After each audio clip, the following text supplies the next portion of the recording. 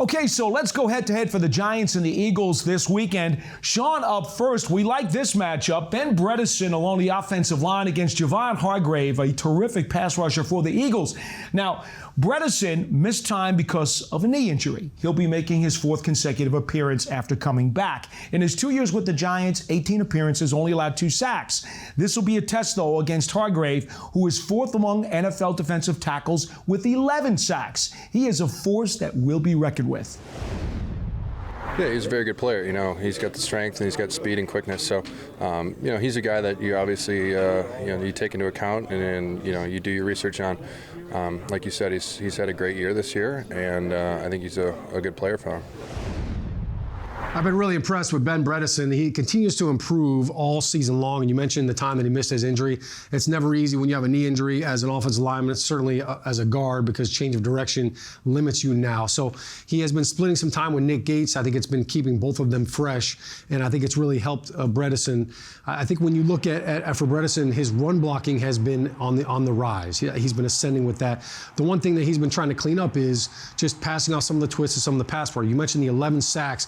For an interior defensive lineman, those are Aaron Donald-like stats. And Hargrave has been doing a great job with his power, with his leverage. You will see him line up on 3rd down, 2nd down passing situations, Paul. He likes to line up really wide on these guards. So what that does is that really stresses their pass set. They have to all of a sudden kind of take a deeper set or a wider set, which opens them up for the inside move. And that's where a lot of his sacks come from. He threatens the outside shoulder, but then kind of pries the guard open with his inside hand like you're prying open a beer can.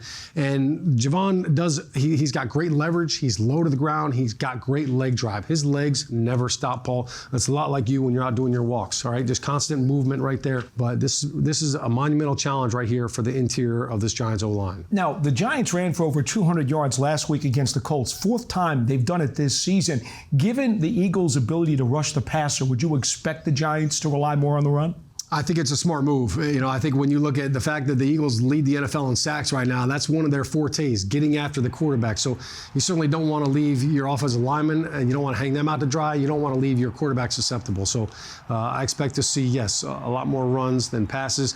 And if there are passes, play action pass kind of adds to the offensive lineman's advantage because you can sell the run quicker, and it helps out with the pass pro.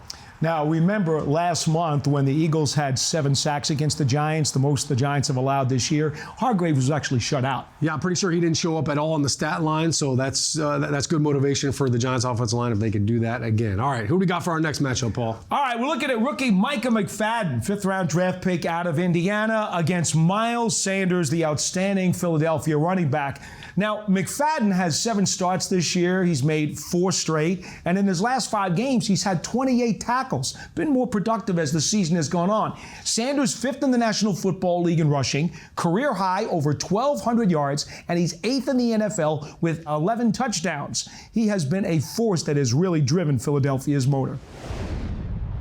So, Micah, when you look at a guy like Sanders, who has over 1,200 yards rushing, what is the biggest challenge about trying to contain him?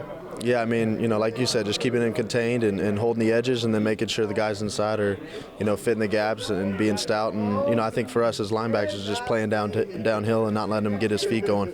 When you look at their running game, which is very potent, one of the better ones in the league, how much will that help prepare you for what you're going to see in the postseason? Oh, it helps a lot. And, I think we learned a lot the first time we played them, just, how they do things and just all their gap scheme and just how physical they are. I think it helps us get ready for the playoffs and what we're going to see with the teams following. Yeah, Paul, Micah McFadden has been doing a great job for the Giants, and he's filling in as a linebacker, which is what he did in Indiana. And when he was coming out of college and he got drafted by the Giants, some of the things that jumped out on film was he loves to attack downhill. He's a great blitzer. He's a great closer. When he gets a chance to make a tackle, he rarely misses. So this is a great opportunity for him. And when you look at Micah McFadden and the Giants' defense against Miles Sanders, you mentioned he's 5th in the NFL in rushing right now. The Eagles have kind of gotten away from the run game. Even without Jalen Hurts in the lineup with Gardner Minshew, they had just 9 rushing yards in the first half alone last week. So it'll be interesting to see what the Eagles want to do against the Giants. But Micah McFadden, one of the things you see a lot from him, I think he does a great job of fighting off blockers on the move, whether it's a fullback, whether it's a tight end. That's really his forte. Now, he's made a couple of big tackles this season already. He showed his great closing speed. He had a really nice tackle on Tony Pollard in Week 12 against Dallas on a toss sweep. He had a really nice tackle for a loss against Boston Scott in Week 14 when they played the Eagles earlier on.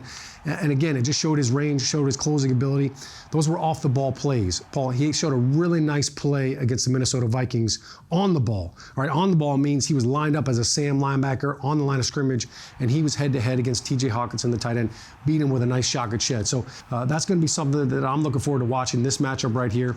And I think for Miles Sanders, you know, he has shown some fumble-itis. He had it in college, and it showed up again against Dallas in a big game. So that's something to keep an eye on as well. All right, well, just remember something. Last time against the Giants, he had 17 carries for a career-high 144 yards and 2 touchdowns. Well, that'll do it for head-to-head this week.